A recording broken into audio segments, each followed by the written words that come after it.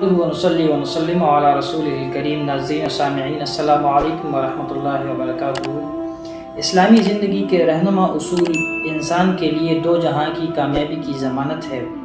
معاشرے میں معاشی ناہمواری کے تدارک، ملت مسلمہ کی اجتماعی خوشی کو مسرت و شادمانی کے حقیقی لمحات میں بدلنے اور امیر اور غریب طبقات میں اخوت و بھائی چارے کی فضا کو برقرار رکھنے کے لیے شریعت نے کچھ اصول وضع کیے ہیں، کچھ قوانین نافذ کیے ہیں۔ صدقۃ الفطر اسی سلسلے کی ایک کڑی ہے۔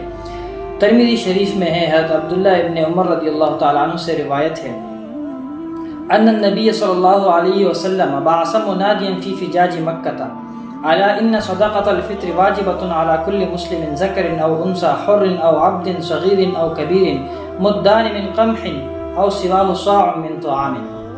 حضرت عبداللہ ابن عمر رضی اللہ تعالیٰ عنہ روایت کرتے ہیں کہ حضور علیہ الصلوۃ والسلام نے ایک شخص کو مکہ کی گلیوں میں آواز لگانے کے لیے بھیجا اور اس نے کہا، سنو، صدقۃ الفطر ہر مسلمان مرد ہو یا عورت، چھوٹا ہو یا بڑا، آزاد ہو یا غلام، 2 مد گیہوں میں اور گیہوں سے علاوہ دوسرے غلوں میں 1 صاع واجب ہے۔ صاع حضور علیہ الصلوۃ والسلام کے دور کا ایک پیمانہ ہے جس میں 4 مد ہوتے ہیں۔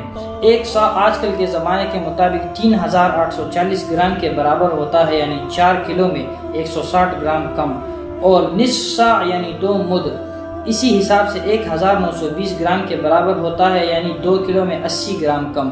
تو آٹے، گندم اور اس کے آٹے میں نصف صاع ہے، اور اس کے علاوہ جو غلے ہیں، کھجور، کشمش وغیرہ، اس میں 1 صاع جو ہے وہ مقدار قرار پائی ہے۔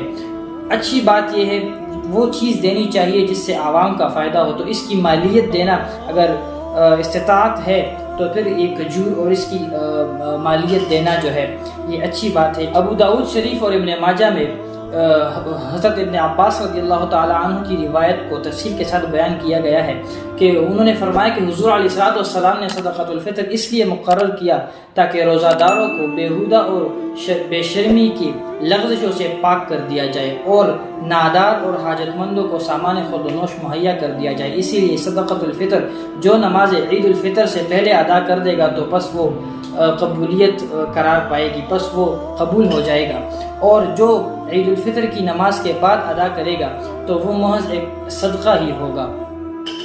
اسی طرح چونکہ وہ مقصد جو ہے وہ فوت ہو جاتا ہے، جو مقصد عوام کی خدمت اور جو نادار اور حاجت مند ہے ان کی خدمت کا ہے، تو وہ مقصد فوت ہو جاتا ہے۔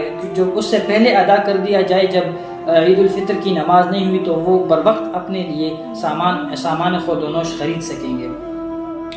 اس کے بعد مسند امام احمد میں ہے کہ حضور علیہ الصلوۃ والسلام نے روزے سے 2 دن قبل خطبہ دیا۔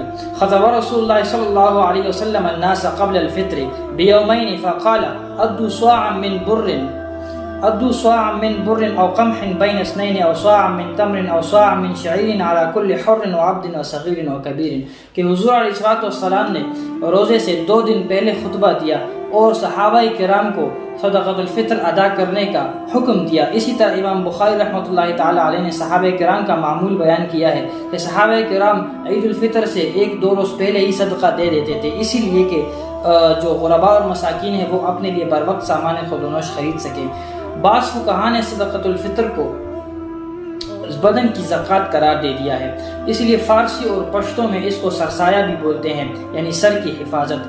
اور صدقۃ الفطر جو ہے یہ وہ ادا کرے گا جو کفیل ہوگا، یعنی اپنے اہل و عیال اور اپنے جو زیر کفالت لوگ ہیں ان کا صدقۃ الفطر ادا کرنا جو ہے وہ واجب ہے۔ امام طحطاوی فرماتے ہیں کہ صدقۃ الفطر ادا کرنے سے موت کی سختیوں آسانی ہوتی ہے اور روزوں کی قبولیت ہوتی ہے۔ وکیع ابن جراح کی روایت ہے کہ ماہ رمضان اور صدقۃ الفطر کا تعلق ایسا ہے جیسے نماز اور سجدہ سہو کا ہے۔ جس طرح نماز میں واقع ہونے والی کوتاہی کی تلافی سجدہ سہو سے ہو جاتی ہے، اسی طرح روزوں میں واقع ہونے والی کوتاہی کا ازالہ جو ہے وہ صدقۃ الفطر سے ہو جاتا ہے۔ حضور علیہ الصلوۃ والسلام نے فرمایا کہ روزے زمین اور آسمان کے درمیان میں معلق ہوتے ہیں جب تک کہ صدقۃ الفطر ادا نہیں کیا جائے۔